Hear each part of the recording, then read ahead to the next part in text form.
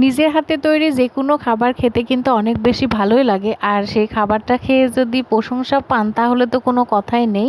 আর সব থেকে বড় কথা, কেক কেকটা যদি আপনি নিজে তৈরি করেন এবং পারফেক্টভাবে তৈরি হয় তাহলে তো সব থেকে বেশি ভালো লাগার কথা, তাই না? আসসালামু আলাইকুম। বাসায় কম বেশি কেক তৈরি করা হয়, তো ক্রিম দিয়ে ডেকোরেশন কখনো করা হয়নি, তো ভাবলাম ক্রিম দিয়ে কেক ডেকোরেশন করে দেখি কেমন হয়। তো সেই ভেবে আমি কিছু প্রোডাক্ট অর্ডার করেছিলাম, কারণ বাসায় সব কিছু ছিল না। তো ফাইনালি পার্সেলটা আজকে হাতে পেলাম।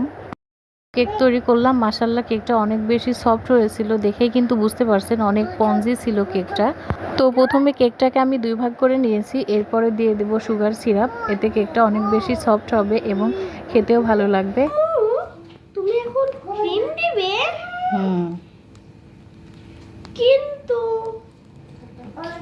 সেই ক্রিম এরকম করে দিছো কেন? ডিজাইন করবে না? এই তো সুন্দর ডিজাইন। মনে হচ্ছে উপর কেন নিয়ে। হ্যাঁ হ্যাঁ, এরকম এরকম এরকম।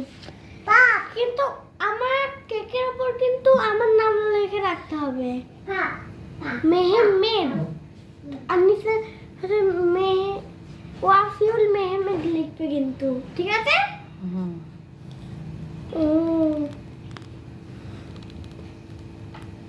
ঠিক আছে। মেহেমেদের কেক সব থেকে বেশি পছন্দ। যদি কখনো বানায় রাখি তাহলে দেখা যাচ্ছে যে সে ঘুরে ঘুরে বের করে নিজে খেয়ে নিচ্ছে। তো যাই হোক, আমি কেকটাকে ডেকোরেশন করার চেষ্টা করছি, যেহেতু এটা আমার ফার্স্ট টাইম ক্রিম দিয়ে কেক ডেকোরেশন করা।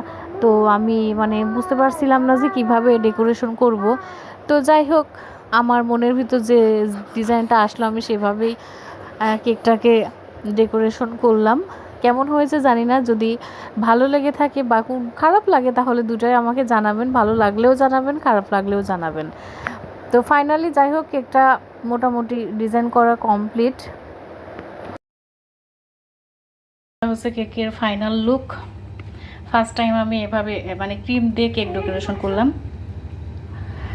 অনেক সুন্দর হয়েছে, বিউটিফুল। ফিনিশিংটা খুব একটা ভালো হয়নি, কিন্তু মোটামুটি মাশাআল্লাহ ভালো হয়েছে। বানাবে?